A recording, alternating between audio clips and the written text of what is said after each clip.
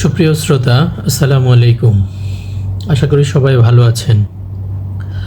আজকে আমরা কানের ফরেন বডি নিয়ে আলোচনা করব। কানের মধ্যে যে সকল ফরেন বডি যায় তাদেরকে দুই ভাগে ভাগ করা হয়। একটা হচ্ছে নির্জীব বস্তু বা নন লিভিং অবজেক্ট, আরেকটা হচ্ছে জীবন্ত বস্তু অর লিভিং অবজেক্ট। শুরুতে আমরা নন লিভিং অবজেক্ট নিয়ে আলোচনা করব। কানের মধ্যে যে সকল নির্জীব বস্তু ঢোকে সেগুলো বয়সভেদে কিছুটা ভিন্ন রকম হয়। বাচ্চাদের ক্ষেত্রে একরকম এবং বড়দের ক্ষেত্রে কিছুটা অন্যরকম। বাচ্চাদের ক্ষেত্রে বাচ্চারা এমন কোনো জিনিস নাই যে তারা কানের মধ্যে প্রবেশ করে না। সাধারণত কমন যে জিনিসগুলো আমরা পাই সেটা হচ্ছে বিভিন্ন কাগজ, টিস্যু পেপার, বিভিন্ন শস্য দানা, ধান, গম, ভুট্টা, বিভিন্ন খেলনা, ক্লে এবং সাইকেল বা রিক্সার যে ছোট ছোট বল বিয়ারিং থাকে সেই জিনিসগুলা তারা প্রবেশ করায়। বড়দের ক্ষেত্রে কান খোঁচানোর সময় ম্যাচের কাঠির ভাঙা অংশ, তারপরে হচ্ছে কটন বাডের তুলা, যারা কৃষিকাজ করেন, মাঠের মধ্যে কাজ করেন তাদের ক্ষেত্রে ধান, গম, ভুট্টা, তিল এই সকল জিনিস কানের মধ্যে প্রবেশ করে। এখন আসুন, এই সকল নির্জীব বস্তু বের করার পদ্ধতি হচ্ছে 5টি। 1 নাম্বার হচ্ছে ফোরসেপস। আপনারা এই যন্ত্রটার দিকে লক্ষ্য করুন, এটা হচ্ছে কুমিরের মতো তার মুখে হা করে থাকে। এই যন্ত্রটার নাম ক্রোকোডাইল ফোরসেপস। এই ফোরসেপসের মাধ্যমে কিছু কিছু ফরেন বডি বের করা হয়। নাম্বার 2 হচ্ছে সাকশন, অর্থাৎ নাক কান গলা রোগের চিকিৎসকের চেম্বারে একটা যন্ত্র অতীব জরুরি, সেটা হচ্ছে একটা সাকার মেশিন। এই মেশিনের মাধ্যমে বাতাসের মাধ্যমে কানের ফরেন বডি বের করা হয়। নাম্বার 3, এই ছবিটির দিকে লক্ষ্য করুন, এটা হচ্ছে সিরিঞ্জিং পদ্ধতি। এই পদ্ধতির মাধ্যমে যদি কোনো কিছু কিছু ফরেন বডি বের করা হয় সেক্ষেত্রে ওই রোগীর কানের পর্দা আগে থেকে ঠিক থাকতে হয়। নাম্বার 4, যদি ফরেন বডিটি আরও বেশি ভিতরে ঢুকে যায়, পর্দার কাছাকাছি চলে আসে, সেখানে এই পর্দার আগে ছোট্ট একটা চিকন জায়গা থাকে, স্মাজ বলে, তার ভিতরে যদি ফরেন বডি চলে যায় সেক্ষেত্রে বাইরে থেকে আনা খুবই কষ্টকর এবং অনেক ক্ষেত্রে আনা যায় না। তখন মাইক্রোস্কোপ উইথ স্পেশাল ইনস্ট্রুমেন্টের দরকার হয়। নাম্বার 5 হচ্ছে যদি কানো পর্দা ফুটা থাকে, সেই ফুটা দিয়ে যদি ফরেন বডি তার ভিতরে চলে যায় সেক্ষেত্রে কানের পিছনে অপারেশনের মাধ্যমে পোস্ট অরাল অ্যাপ্রোচ এর মাধ্যমেও কানের ফরেন বডি বের করা লাগে। তাহলে আমরা 5টি পদ্ধতি জানলাম। এখন আসুন, লিভিং অবজেক্ট বা জীবন্ত বস্তু কী কী ঢুকে। সাধারণত যে সকল পোকামাকড় বাতাসে উড়ে বেড়ায় বা মাটিতে ভর দিয়ে চলে, সরীসৃপ জাতীয় যারা আছে তাদের মধ্যে যে মশা, মাছি, তারপর পিঁপড়া বা আরও বিভিন্ন রকম পোকা আছে, সেই জিনিসগুলো কানের মধ্যে প্রবেশ করে অ্যাক্সিডেন্টালি এবং কানে অনেক বেশি যন্ত্রণা বা ব্যথা অনুভূত হয়। সেক্ষেত্রে পরবর্তীতে সেই জীবন্ত ফরেন বডিটি উপরে যে 5টি পদ্ধতি বললাম এর যে কোনো একটির মাধ্যমে কানের ফরেন বডি বের করা হবে। একটি সাধারণ পরামর্শ। 1 নাম্বার, কানের মধ্যে অ্যাক্সিডেন্টালি কোনো ফরেন বডি ঢুকে গেলে আতঙ্কগ্রস্ত হবেন না, স্বাভাবিক থাকার চেষ্টা করুন এবং কানের ফরেন বডিটি নিজে বের করতে যাবেন না। আশেপাশে মানুষজনের সাহায্য সহযোগিতা নিন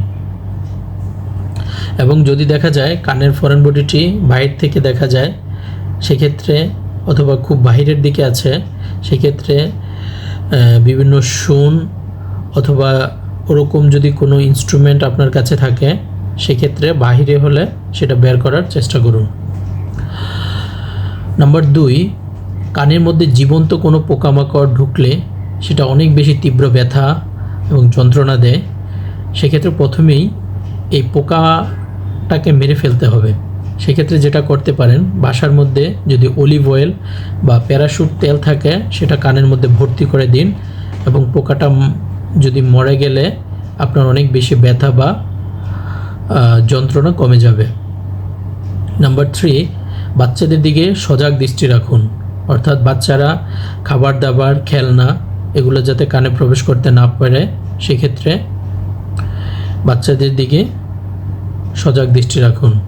4 নম্বর হচ্ছে, কান একটি সংবেদনশীল অঙ্গ। আপনার কানের ফরেন বডি যদি ঢুকে যায়, সেক্ষেত্রে অবশ্যই আপনাকে একজন দক্ষ চিকিৎসকের মাধ্যমে এই ফরেন বডিটি বের করতে হবে। তার আগে জানতে হবে, যদি কোনো অদক্ষ ব্যক্তির মাধ্যমে আপনি এই কাজটি করাতে যান, সেক্ষেত্রে আপনার বড় রকমের 3টি অসুবিধা হবে বা ক্ষতির সম্মুখীন হতে পারেন। 1 নম্বর হচ্ছে, কানের যে আমাদের ক্যানেল আছে, এই ক্যানেলের মধ্যে যে কভারিং চামড়া আছে, সেটা আপনার ইনজুরি বা ল্যাসারেটেড ইনজুরি হবে। 2 নম্বর যে ক্ষতিটি হতে পারে, আপনার কানের যে পর্দা, এই পর্দাটা ছিঁড়ে যেতে পারে এবং আপনার এই ফরেন বডিটা আরও বেশি ভিতরে ঢুকে যেতে পারে।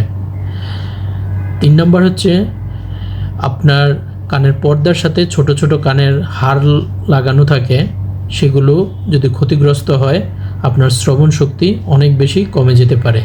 সেক্ষেত্রে অবশ্যই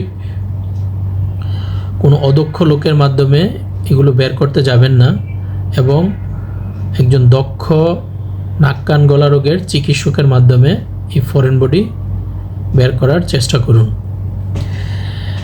তারপরে হচ্ছে, আপনাকে সঠিক স্থানে এই চিকিৎসাটি নিতে হবে।